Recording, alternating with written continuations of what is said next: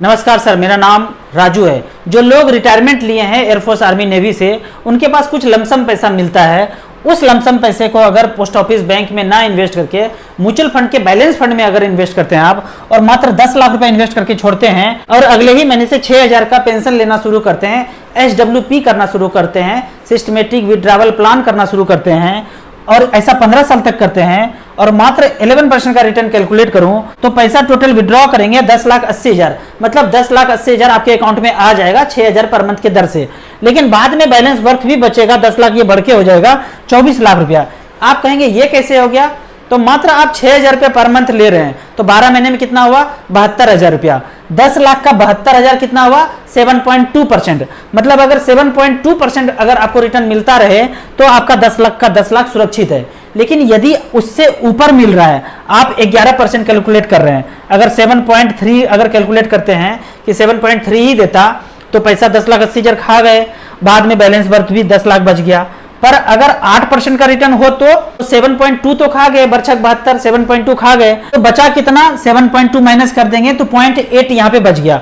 0.8 जो पैसा बढ़ रहा है, 10 लाख का जो 0.8 8,000 रुपया सालाना बढ़ रहा है, वो इन्वेस्ट होते होते होते 15 साल में ये पैसा 10 का 12 बना रहा है। पर यदि 9% का रिटर्न कैलकुलेट करें तो 7.2 माइनस करने के बाद जो पैसा बचा वो पैसा कंपाउंडिंग करके 15 लाख बना रहा है। यदि 10% का रिटर्न पोर्टफोलियो डिलीवर करे तो ये 10 लाख रुपया बढ़ के 19 लाख रुपया हो जाता है, जबकि 6,000 के दर से 10,80,000 आपके अकाउंट में भी आ गया। अब आपका क्वेश्चन होगा कि पैसा कहां इन्वेस्ट करना चाहिए?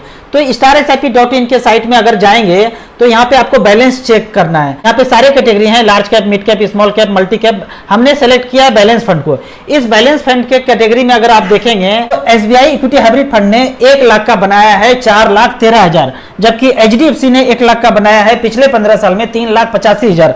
ICICI इक्विटी डेट फंड ने 1 लाख का बनाया है 4,25,000। इसी फंड में अगर कंपेयर किया जाए कि 12 लाख रुपए किसी ने इन्वेस्ट किया था 10 साल पहले, तो 10 साल के बाद वैल्यू है 49 लाख रुपया।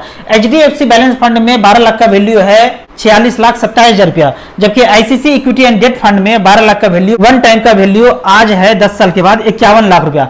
अगर इसका परसेंटेज रिटर्न देखेंगे कैलकुलेटर में जाके तो 13 से 14-15% का रिटर्न मिला है, जबकि हम कितना कैलकुलेट कर रहे हैं कैलकुलेटर पे? 10, 11, 12 कैलकुलेट कर रहे हैं। तो इस तरह से आपका कैलकुलेशन ही है जो आपको बताएगा कि आपके फ्यूचर में कितना पैसा होगा। मेरे जिंदगी का बात करूं तो मैंने जितना कैलकुलेट किया था मेरे जिंदगी में उतना ही पैसा हुआ था। यदि आप 15 साल पहले ये कैलकुलेट करके बैठे होते कि 15,000 पर मंथ SIP करूंगा, 15 साल के लिए करूंगा और मात्र 15% का रिटर्न इक्विटी म्यूचुअल फंड से मिले, तो आपके पास 1 करोड़ रुपया बनता है। ये 1 करोड़ रुपया उन्हीं के पास है जिन्होंने ये 15 साल पहले कैलकुलेशन किया था।